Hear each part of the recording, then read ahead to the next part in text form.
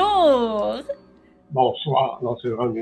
On est midi! Bon midi tout le monde! Bon midi, Dani! Hey, c'est là, Isabelle Stéphane. Chair et en os! Et c'est le Dani! Alors, bienvenue à ce premier épisode d'Au-delà de l'écran. Alors, donc oui, je suis là, Isabelle Stéphane, et je vous présente mon co-animateur Dani Nadeau. On va commencer par toi. Parle-nous un petit peu de toi. Bien, parce que, bon, évidemment, c'est un podcast sur les films d'horreur, mais qui inclut du paranormal.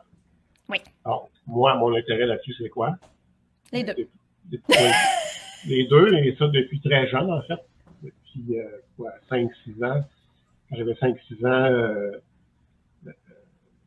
en fait, j'écoutais pas encore des films d'horreur, mais, comme j'ai dit auparavant, on allait sur la parenté, puis c'était plate, puis j'avais pas de cousin pour m'amuser, rien. Quand est-ce qu'on s'en va? Jusqu'à ce que les adultes, tout d'un coup, décident de parler d'histoire épeurantes, d'histoire mystérieuse. Là, je voulais plus partir. C'était encore un autre, s'il vous plaît, un autre. Là, moi, j'étais plus fatigué, j'étais très attentif. Je peux pas l'expliquer pourquoi j'aimais ça. Puis ça me donnait quand même quelques frissons, mais j'aimais ce genre de peur-là. Mais moi, c'est, comme je le dis souvent, en sautant en parachute et aller dormir dans un cimetière, moi, je vais choisir le cimetière. On va être deux. En parachute, là, je vais avoir peur, vraiment. Vraiment, le monde dit, hein, dormir dans un cimetière, ils sont morts. Ouais. Fait que c'est ça, hein? En général, c'est ça. Ben, super. Alors, Oui, non, c'est vrai. Pour me présenter un peu plus, c'est que je suis réalisateur, motion designer. Ben oui, détail, hein? Ben oui, c'est ça. Et puis, musicien aussi. Oui, on a travaillé sur quelques projets ensemble. Oui, devant et derrière la caméra. Alors, puis on a toujours beaucoup de plaisir. En tout cas, moi, je trippe vraiment à travailler avec toi. Chaque projet qu'on a fait, c'était tellement génial. Puis, c'est pour ça que je t'ai demandé, quand j'ai réalisé que, oh mon Dieu, je peux avoir un co-animateur. Fait que tout de suite, ça fait comme, Dani, c'est lui que je veux, c'est lui qu'il me faut. Super Dan. Ouais! Alors moi, c'est Isabelle Stéphane. Je suis comédienne, magicienne, conférencière, chroniqueuse, photographe à ses heures, un petit peu de réalisation, surtout de vidéoclips depuis quelques années. Moi aussi passionnée de phénomènes paranormaux depuis que je suis toute petite. Puis maintenant, je suis aussi passionnée d'esprit critique et de pensée rationnelle, de scepticisme et d'araignées. Mais bon, je me suis promis qu'on ne parlerait pas d'araignées dans les podcasts, alors j'arrête tout de suite. Est-ce que tu as mentionné magie? Oui, magicienne. Je fais de la magie aussi maintenant. Je vais à l'école de magie, l'école magistrale de Montréal, et c'est absolument génial. Mais bon, comme le disait Dan il y a quelques secondes, ce qu'on vous offre dans ce podcast, c'est une critique. On parle de cinéma d'horreur, de paranormal. Alors, on va commencer par une critique d'un film d'horreur ayant pour sujet un phénomène paranormal. On va ensuite voir ce phénomène-là comme dans la vraie vie. Et ensuite, on va emmener un côté sceptique, une explication possiblement rationnelle, si on peut en trouver une, au phénomène en question. Alors, pour ce premier épisode, bon, c'est l'Halloween. Enfin, c'est autour de l'Halloween. Alors, je me suis dit qu'on devrait parler d'un phénomène très sinistre. Les enfants. Bon, les enfants aux yeux noirs. Bon, en fait, ça, j'ai un peu imposé le sujet à Dani pour ce premier épisode et j'en suis désolée. Mais bon, pour les prochains, je te promets, on va avoir une discussion sur les films qu'on regarde. Ça, c'est certain, car j'ai déjà tout préparé. Yeah! Toute la saison. Oh my God! OK, bon, ben, ça va super bien aller. C'est Ben, une blague. non, mais je sais que t'as déjà plein de sujets, puis plein de films, puis moi aussi, fait que... Non, ça va être génial. Mais aujourd'hui, on va vous parler du film Let Us In, un film d'horreur sur le sujet des enfants aux yeux noirs. Puis on va ensuite explorer ce phénomène dans la vraie vie. Alors, Let Us In, c'est un film qui est quand même récent. Il est sorti en 2021. Il a été écrit et réalisé par Craig Moss. Je ne connais pas. Craig Moss, il est connu pour les films badass mettant en vedette Danny Trejo. Lui, je le connais. Ouais. Ouais. Puis il fait aussi des comédies burlesques, tu sais, les comédies burlesques du genre y a-t-il un pilote dans l'avion là.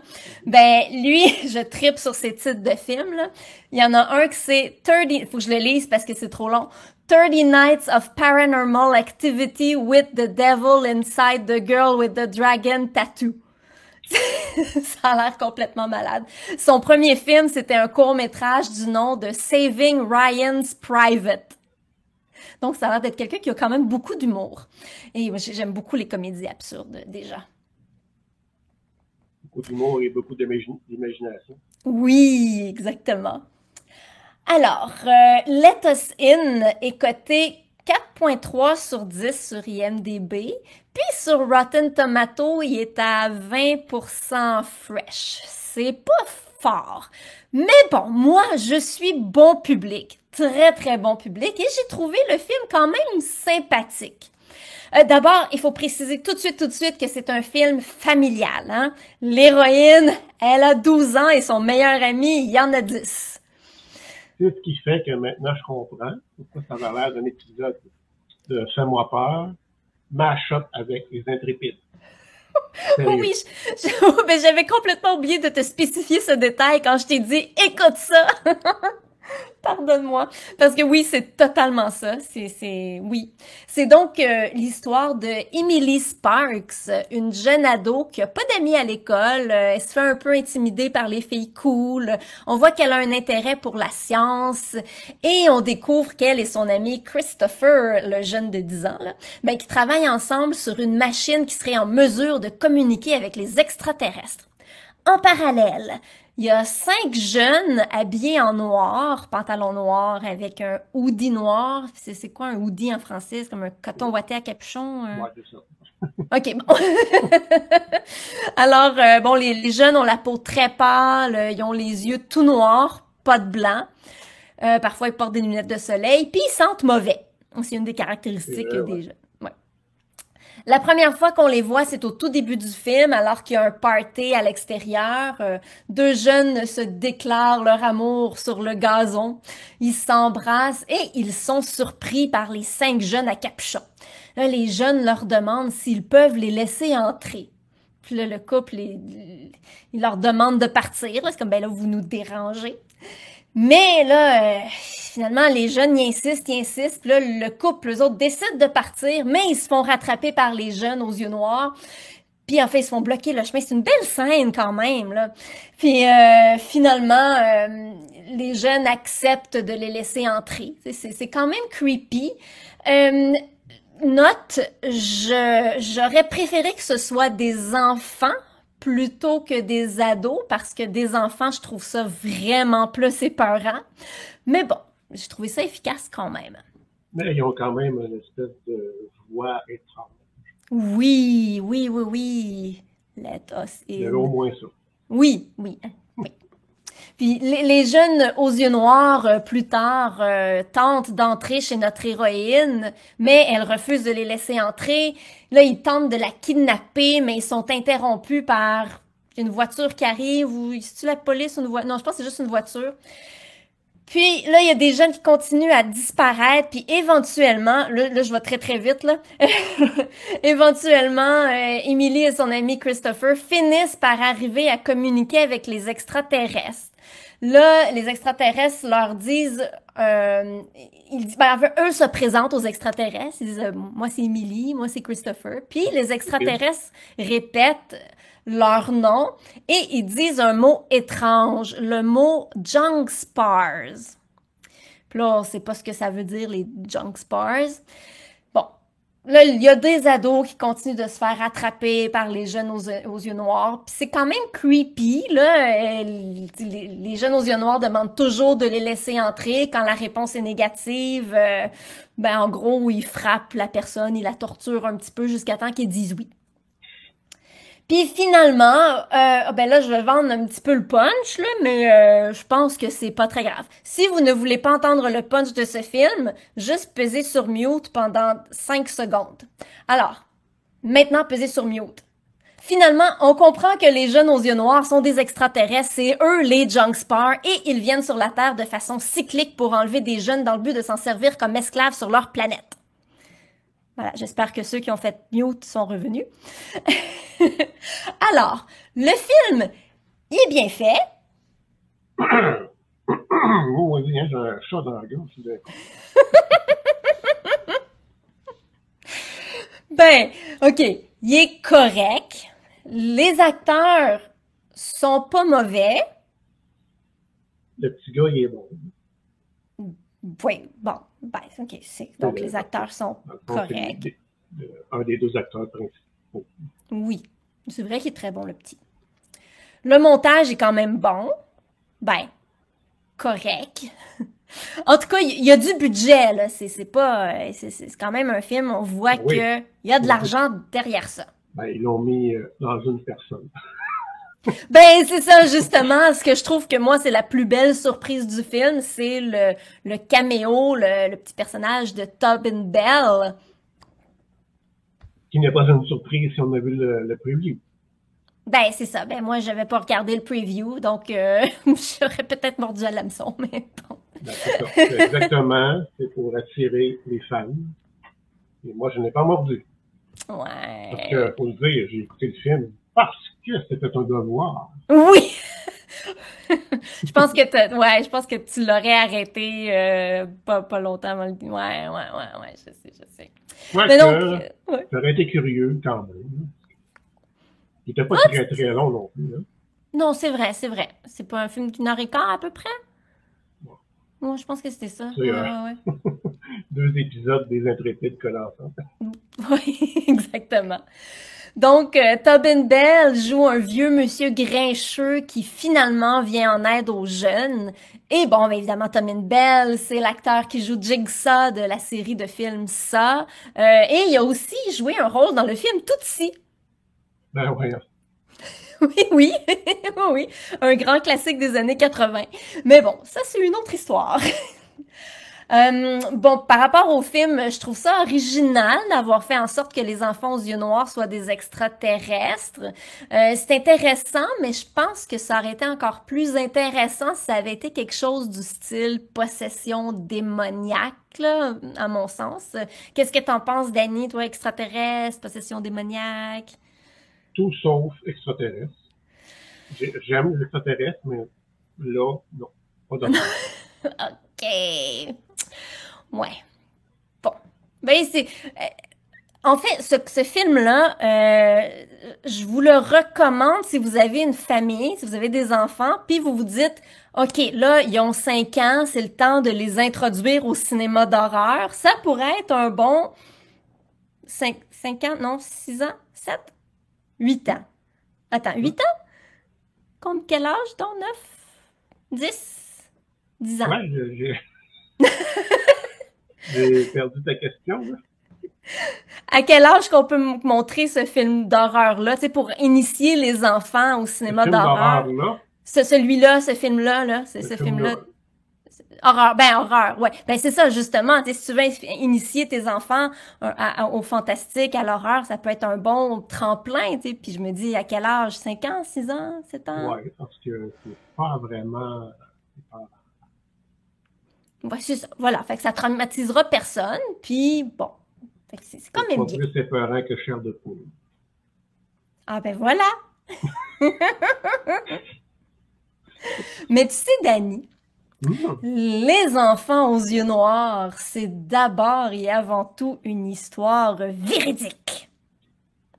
C'est vrai, tu m'avais déjà parlé à quelque part d'une chronique, à quelque part sur une station de radio. Ouais, sur Passion FM. Ça avait piqué ma curiosité parce que je n'avais jamais entendu parler de ça avant que je t'en parle. Ouais. Ben alors, je vais te raconter l'histoire vraie. Alors, c'est un certain Brian Bettel qui a été le premier témoin. Alors, Brian, c'est un journaliste qui habite la petite ville d'Abilene, au Texas. Et en 1996, c'est il n'y a pas si longtemps que ça, là, c'est là qu'il a vécu une expérience terrifiante. C'était un soir d'octobre. Brian avait besoin d'argent liquide. Il a donc pris sa voiture pour faire un saut à la banque pas très loin de chez lui. La banque se trouve juste à côté du cinéma de la ville. Il va faire sa transaction. Tout va bien. Il revient à sa voiture. Il entre dans sa voiture. Il s'apprête à partir quand tout à coup, ça cogne à sa fenêtre. Là, il fait le saut. Il se retourne. Il voit deux enfants d'environ 10-12 ans. Deux garçons. Étonnamment, il ressent une espèce de peur sournoise qui s'installe en lui, une peur qui est incontrôlable. Puis ça lui noue l'estomac, son cœur se met à débattre, puis là, il essaie de se raisonner, parce que c'est comme, c'est juste des enfants quand même. Puis là, il trouve le courage de baisser sa fenêtre pour leur parler. Alors, le plus grand des garçons lui explique que lui et son frère veulent aller voir un film au cinéma, mais ils ont oublié leur argent à la maison. Là, il demande à Brian s'il peut les aider, les laisser entrer dans la voiture, puis aller les reconduire chez eux pour qu'ils puissent aller chercher l'argent et revenir aller les porter au cinéma. Ça semble relativement banal comme situation, mais Brian se bat toujours contre cette peur intérieure. Il se dit qu'il devrait les aider, c'est des enfants. Mais Brian réussit difficilement à détourner le regard des deux enfants. Puis il réalise qu'il était comme dans un état second.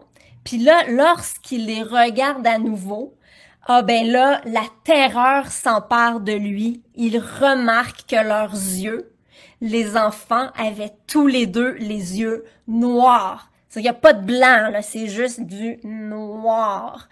Là, Brian, il remonte la fenêtre super vite, le plus vite possible. Puis là, en disant aux enfants d'une voix tremblante que malheureusement, il a complètement oublié qu'il y a quelque chose d'urgent à faire, qu'il est vraiment désolé, mais que ça sera pas possible. OK, bye! Alors là, le plus grand des deux garçons se met à frapper la vitre de toutes ses forces. Il crie qu'ils ne courent aucun danger, qu'ils sont pas armés, ce qui n'a rien de rassurant pour Brian. C'est à la limite encore plus effrayant. Alors le garçon continue de frapper la vitre et il crie qu'ils peuvent pas entrer dans sa voiture tant qu'ils sont pas invités. Puis là, Brian, totalement terrifié, il appuie sur l'accélérateur, il retourne chez lui le plus vite possible. Une fois arrivé, il court jusqu'à sa porte en regardant souvent derrière lui. Il semble être seul, mais il est toujours consumé par cette peur viscérale. Il réussit à entrer, ferme la porte à clé, puis là, il téléphone à un de ses bons amis. Il lui raconte ce qui vient de se passer et son ami lui dit qu'il devrait raconter ça à sa copine parce que elle s'y connaît en phénomènes paranormaux. Donc, il raconte sa mésaventure à la jeune femme qui lui dit qu'il a très bien fait de ne pas les laisser entrer dans la voiture car ils seraient morts. Ouais! Près de 10 mois plus tard, toujours hanté par cette histoire, Brian décide d'écrire ce qu'il a vécu sur le blog alt.magic. C'est le 12 juillet 1997 qu'il rend public cet événement on ne peut plus inquiétant.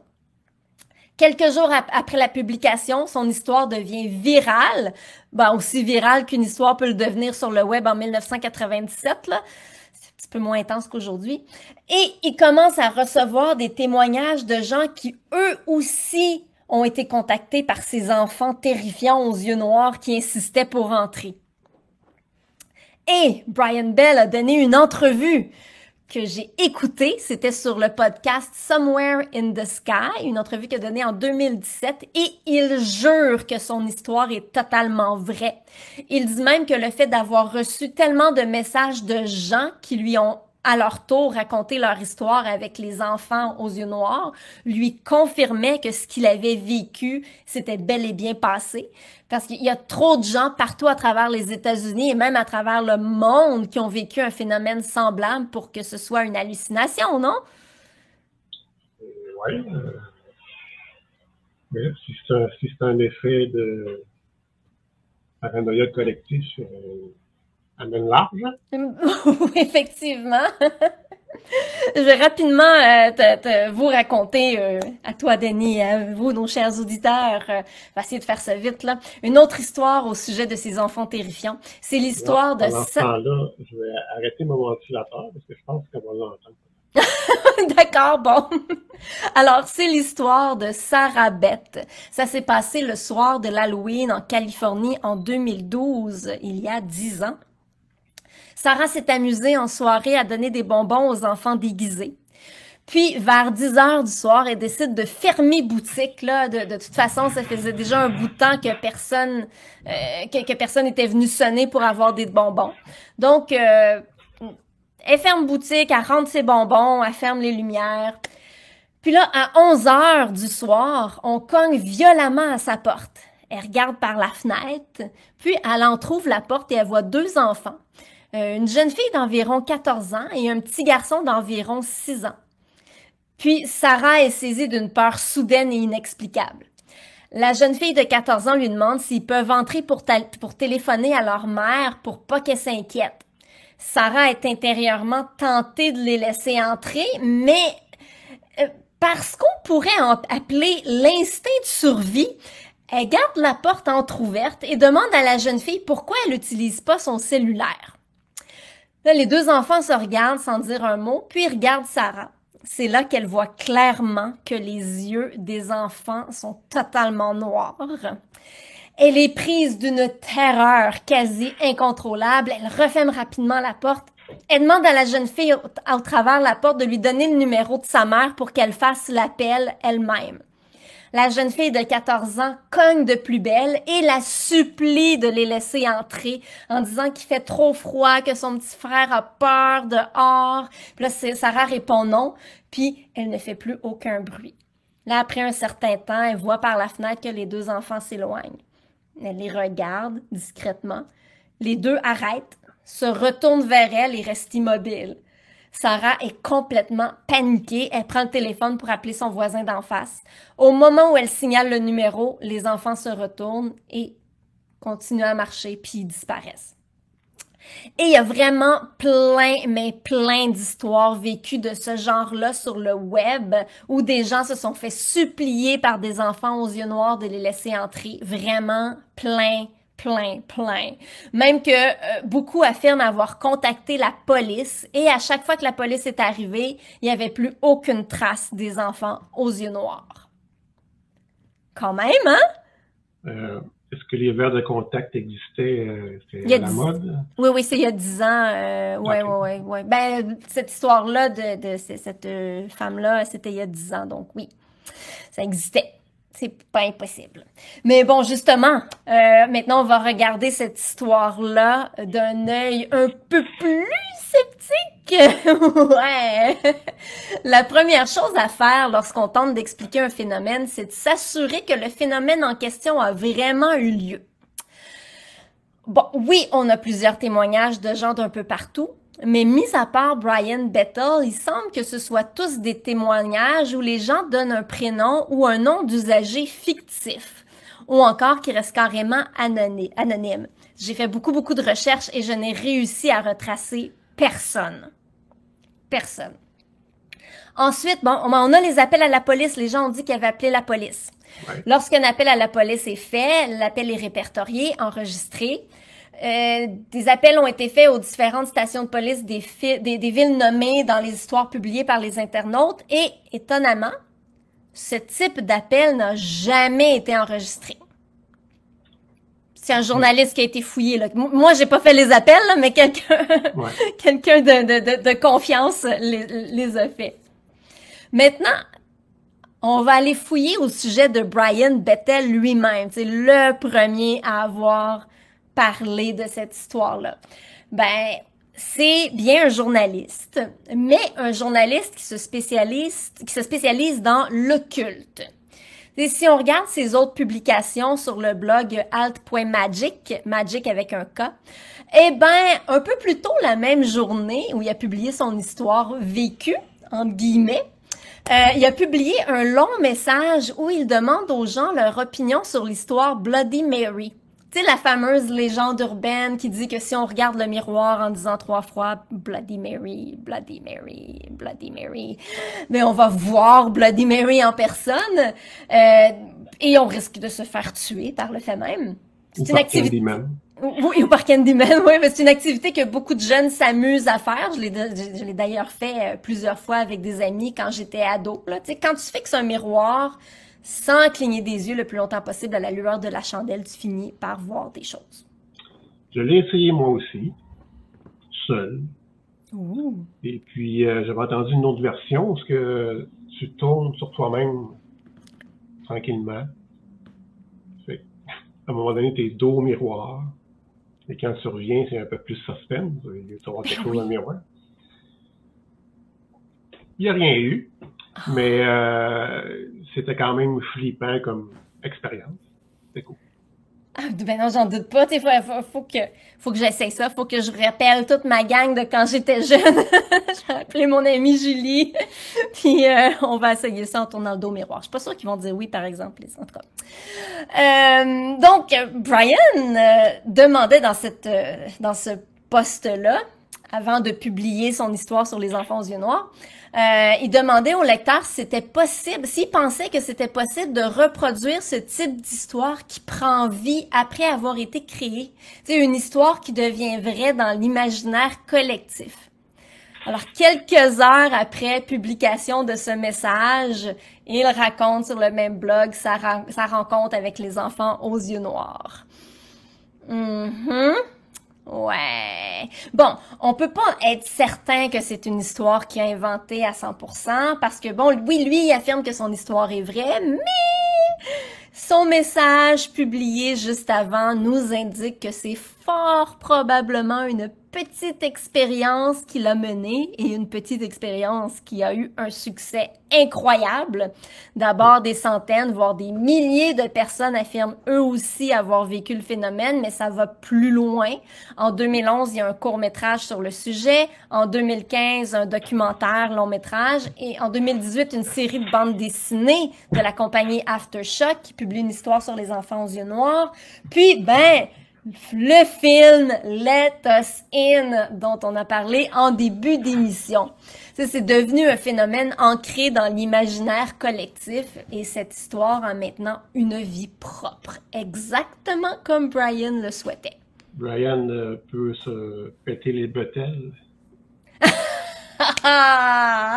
C'est excellent! Ça fait 2 semaines que j'attends pour la sortir. Oh mon Dieu!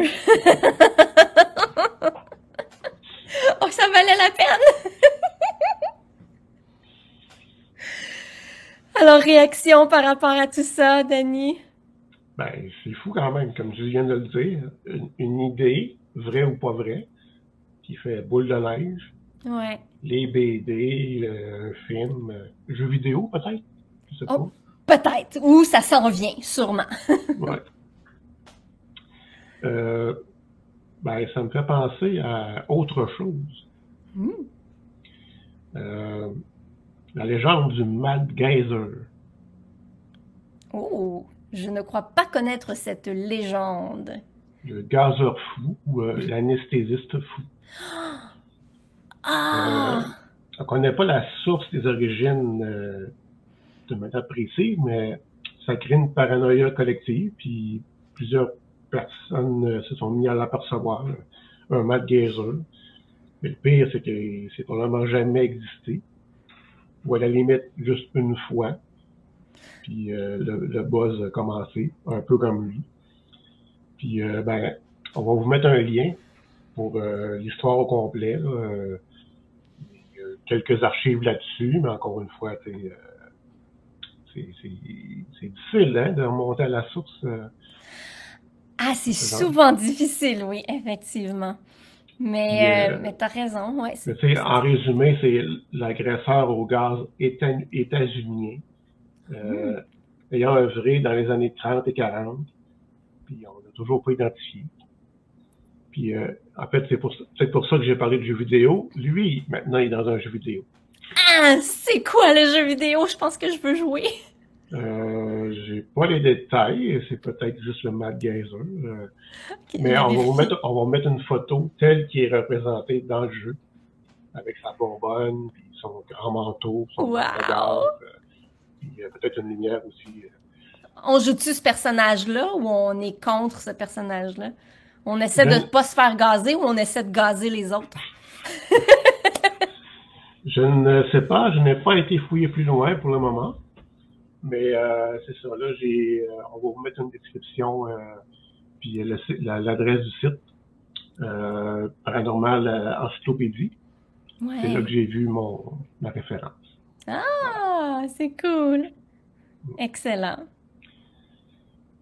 Est-ce que... Donc, on pourrait dire que c'est paranormal, c'est insolite, mais Ouais. Ben, ouais, ça dépend ce qui se passe. Est-ce qu'il y a vraiment une bonbonne ou il y a eu des pouvoirs? Non, hein, c'est vraiment une bonbonne qu'ils utilisent. bon, Puis, bon, ouais, ouais, ouais, ouais.